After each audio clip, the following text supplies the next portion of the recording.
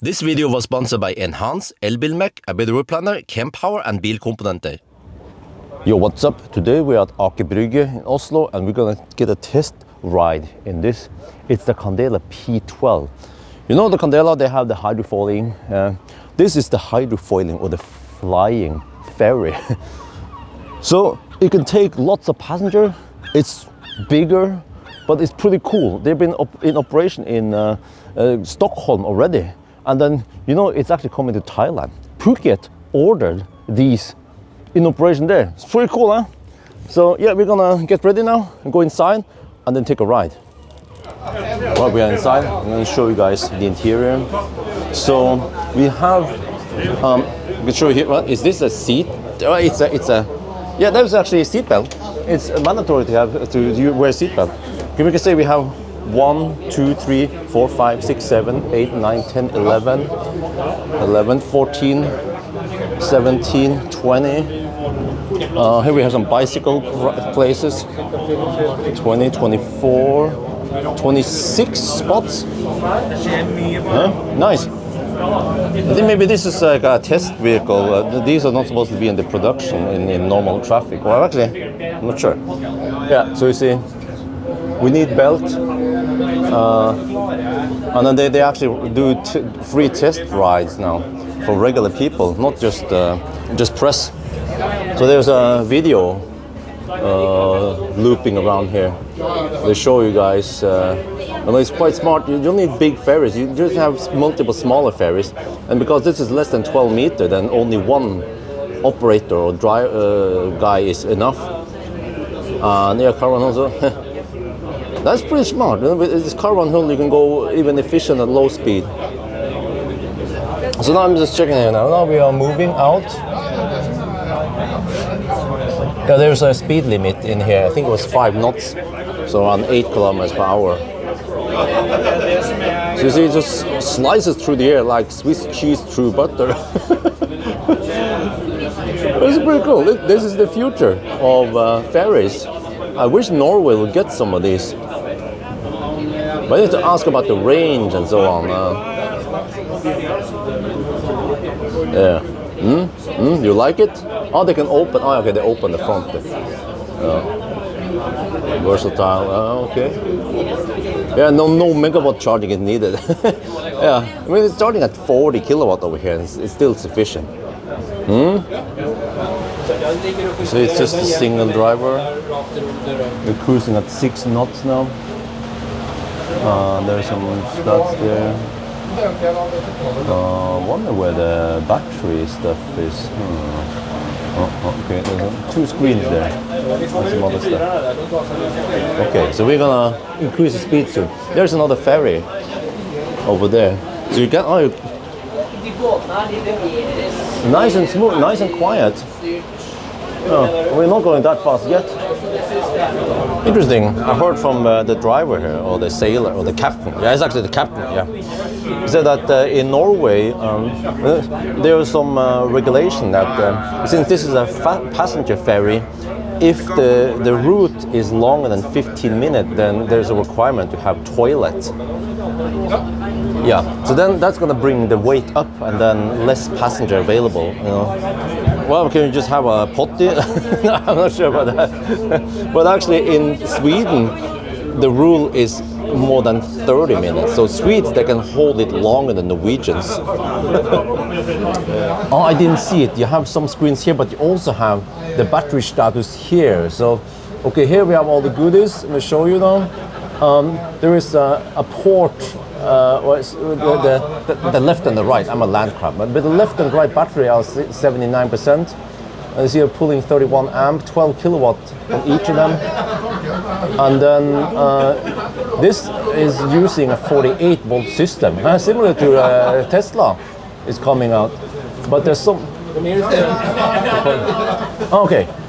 But actually there's some system that works on 24 volt and then some system works on 48 volt. So the hydrofoil system works on 48 volt. And then we have the RPM on the motor, so front motor and aft motor. Okay, cool. And here is the driving, what I need to know. Okay, the driving part. There. Oh, okay. Oh, I see. All the stuff there. How much propulsion, steering, compass, consumption, rolling. The boat is more like an airplane, so Okay, let me see. we're actually rolling when we're turning, so we will Okay. see later on. So we are now, if you look at the consumption here, 4.2 kilowatt hour per nautical miles. We're going to see once we start foiling. We are now hydrofoiling, and you can see the consumption. Wow, look at that! That is amazing. In the beginning, when we were accelerating, we were consuming almost 30 kilowatt hour per nautical mile. Now we're down to 10, and we're doing 25 knots. It becomes super efficient. Wow, this is so nice and smooth and quiet. You see that? Well, it's kind of hard to tell, but we are just hovering more over the water than before. And it's nice and quiet, so we can have a calm conversation. Okay, now that it turns a bit, you see that, well, I don't know if you can see it, but it has a slight tilt, yeah, almost like an airplane.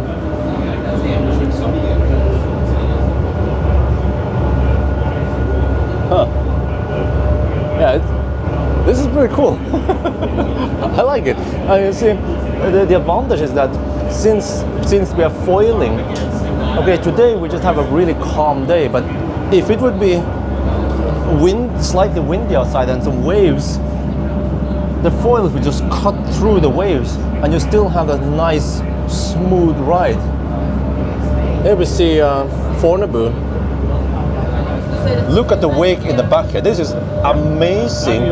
There are almost no waves, no I don't know, I call it turbulence, but this is also indication that it is super efficient, because waves means that we use energy to push it and make the waves.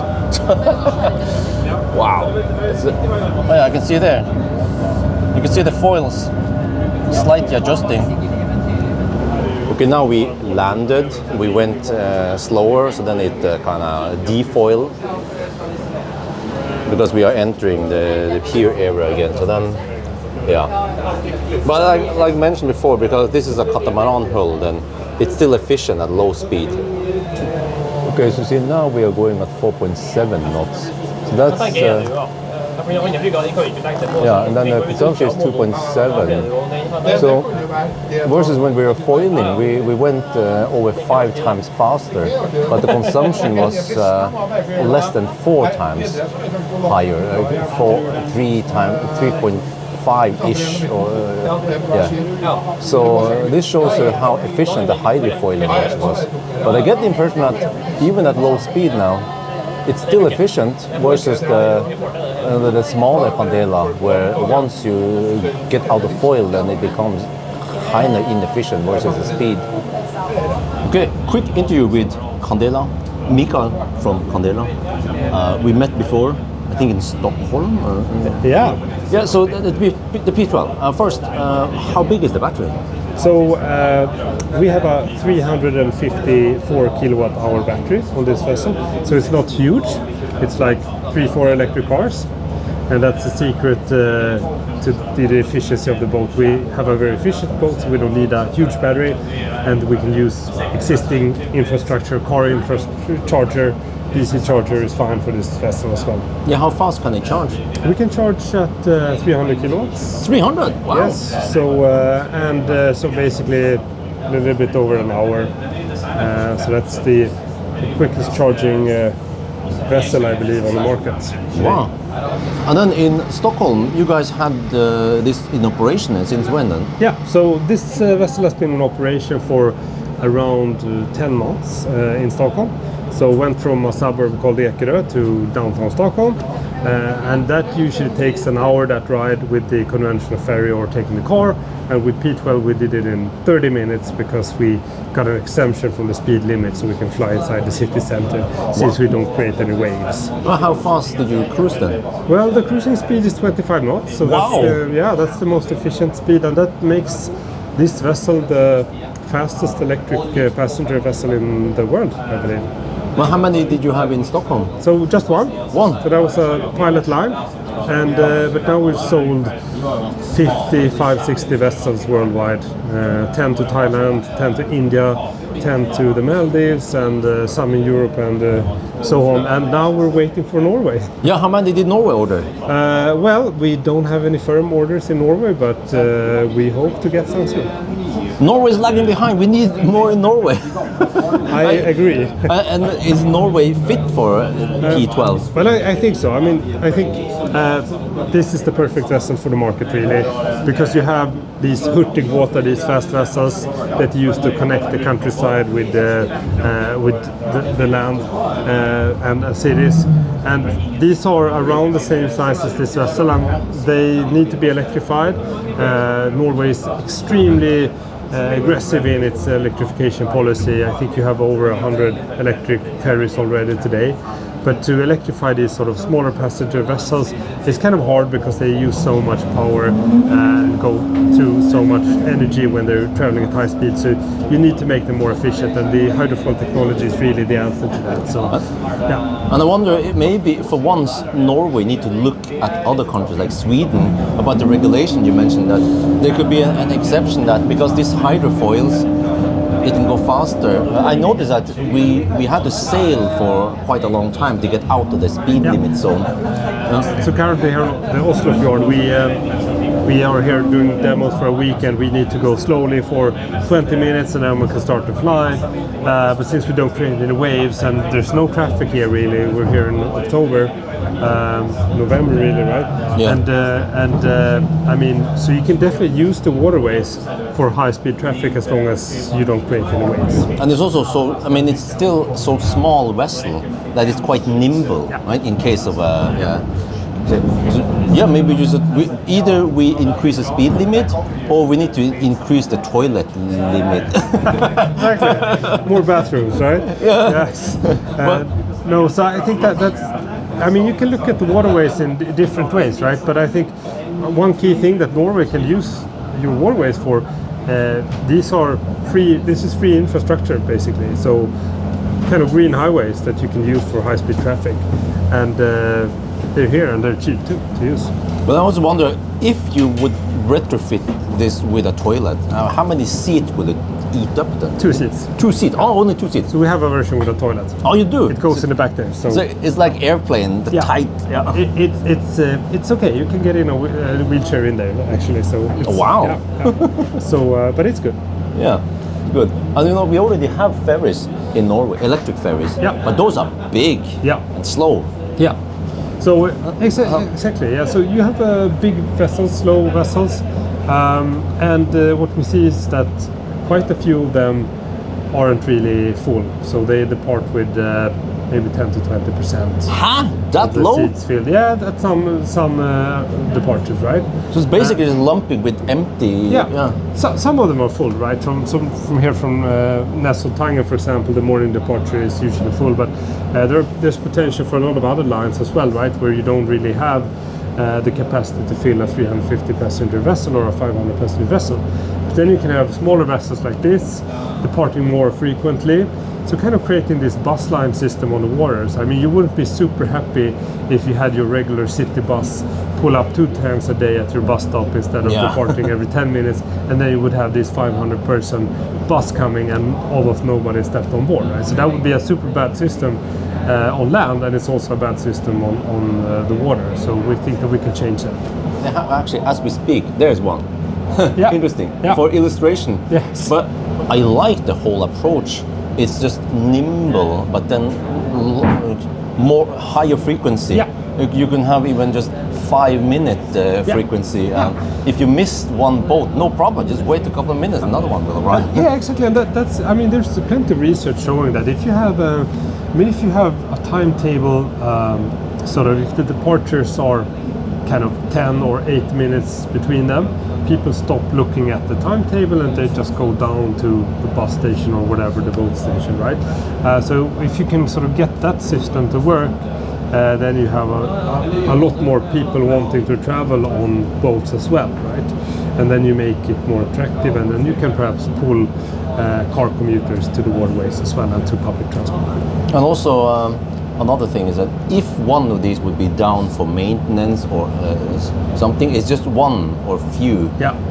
Not the big ship going down and then nobody can travel. Exactly, and that we have seen. I think there's been a fair share of sort of issues as well with electric vessels, right?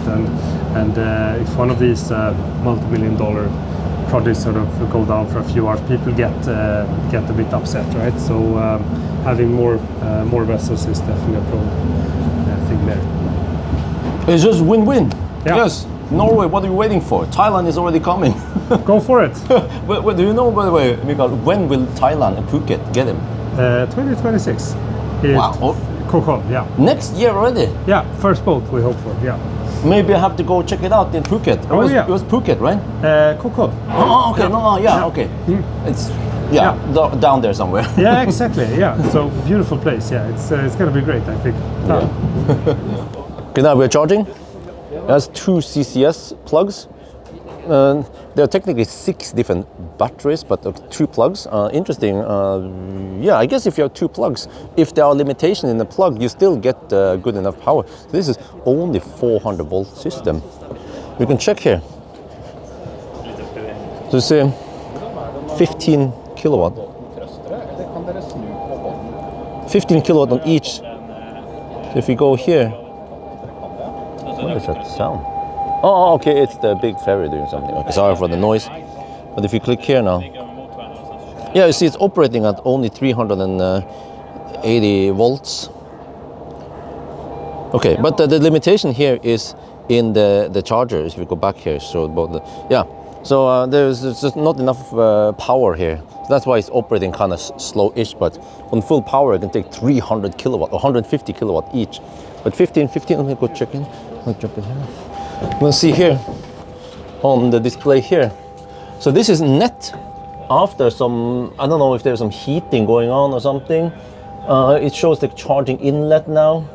Yeah, it's kind of cold outside. Battery is at 27, 24, 30.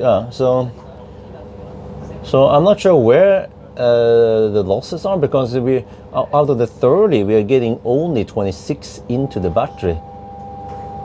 Yeah. But actually, wait, there's going to be slight imba here, because the right battery is charging faster than the left.